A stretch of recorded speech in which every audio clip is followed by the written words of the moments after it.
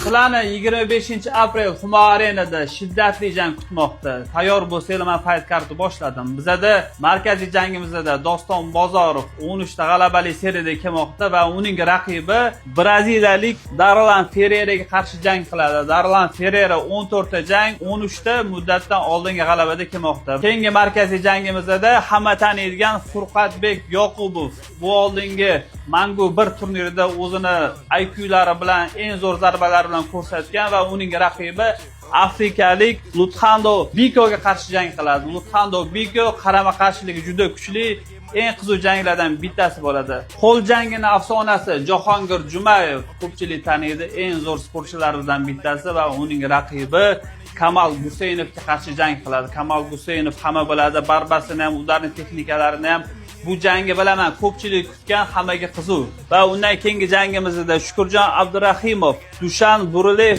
hindistonlik sportchiga qarshi jang qiladi. Ko'pchilik o'ylayapti Hindistonda unaqa zo'r sportchilar yo'q deb. Imенно bu jang yana bitta shiddatli janglardan bittasi va qonli janglardan bittasi bo'ladi. Akbar Islomboyev Ermesin Oliveraga qarshi jang qiladi. Ko'pchilik biladi, Akbar Islomboyev imенно shou ko'rsatgan vayslarimizdan bittasi. Jasur Mirzomuhammad Jashil Ticha bilan jang qiladi. Bu jang menga juda qiziq. Eng og'ir veslarda topoviy sportchilar jang qiladi. Jasurni ko'pchilik taniydi. Birinchi One FC sportchisi va Jashil Ticha bo'lsa, hozirda PFLda jang qilayotgan sportchilardan bittasi. Va shuningdek, bizada Muhammad Qurbonov Jackson Laureraga qarshi jang qiladi. Mavlud Tifiyev Teyxun Asadali ozarbayjonlik sportchiga qarshi jang qiladi. Ma'ruf Mabarazikov xitoylik sportchiga qarshi jang qiladi. Bu jang ham men uchun juda qiziq.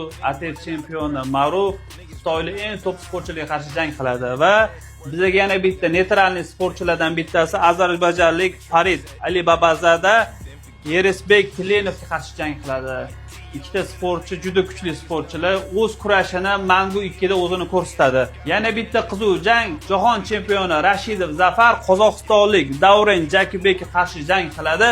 Va bizada tojikistonlik Ataxanov Jansu Georgiyga qarshi gruziyalik sportchi bilan juda keskin bellashuv bo'ladi. Karimov Belek bilan jang qiladi. Undan tashqari yana 2-3 ta zo'r sportchilarimiz jang qiladi. Kelinglar, tomosha qilinglar. Mangu professional ligasi haqiqiy MMA nimaligini sizlar uchun ko'rsatadi va MMA muxlislariga zo'r shoularni tayyorlab qo'ygan.